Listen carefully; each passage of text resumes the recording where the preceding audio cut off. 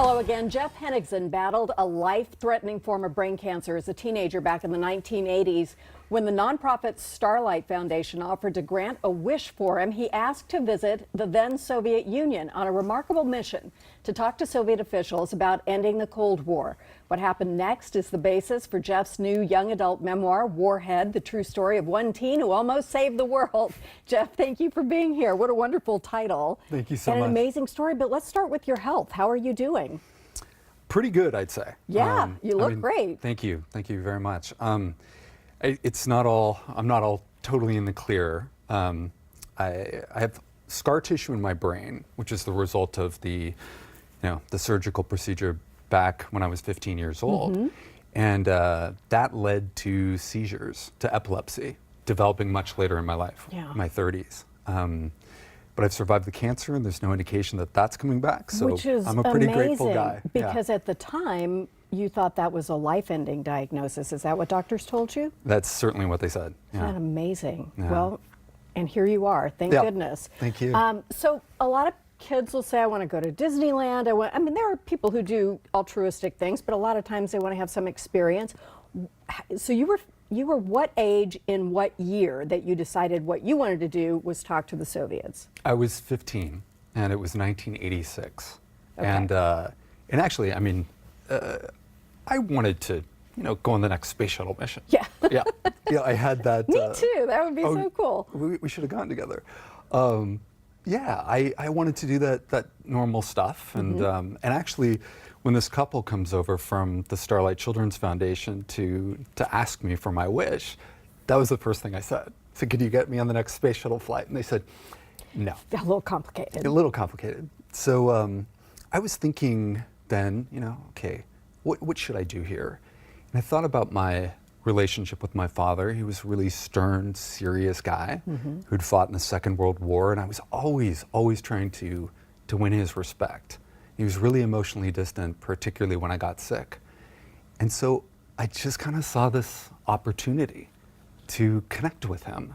And so because he was so concerned about nuclear weapons and had talked about it constantly when we were kids, I said, okay, I'd like to travel to the Soviet Union and meet with their leader, Mikhail Gorbachev.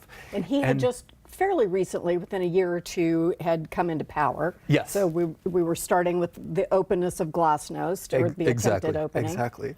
And then make an appeal for an end to nuclear weapons of the Cold War. Yeah, just a small thing. This should be, it's what every 15-year-old would be doing. So what happened? Well, of course, the first thing they said is, do you have a backup wish? What's your second choice, Jeff? Yeah, that's exactly what they said. And I said, I don't have one, and I totally understand if you can't make this happen. But they got straight to work. And of course, this got picked up by media pretty quickly. Right. It's in the local newspaper, and then we were on a television news program in San Francisco. I was from South Pasadena, California, so I wasn't quite sure why they were bringing me up there. And then off to the Winter Olympics in Calgary. I was the World Peace Envoy.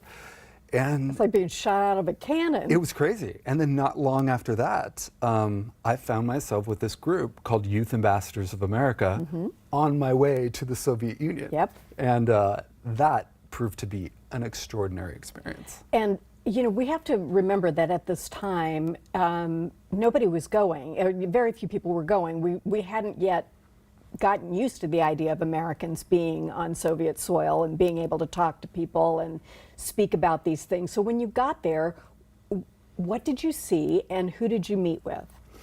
So I was sort of attached to this group, Youth Ambassadors of America. And they knew I had this sort of separate element going, the wish and all of that. And so when we arrived in Leningrad, which is now St. Petersburg, I was pulled aside and interviewed by a journalist. I didn't even know who he worked for. And he asked a lot of questions. We had a great conversation. And not long after that, our group was headed to Moscow. And in Moscow, we had this fantastic World Peace Summit. There were 50 American kids and something like 500 Soviets. And that that whole thing just, I mean, it was a fantastic conversation. And then I don't want to spoil the book, Okay. and say whether and how my wish was fulfilled. That's why I'm letting you tell the story as much or as little as you like. But I will say that the safe way of putting it is that I definitely left a certain impression on Yes. the Soviet citizenry. And I will tell you one thing that's interesting. After I got home, I was home for maybe 2 months, and I received a telephone call from the US ambassador to the Soviet Union.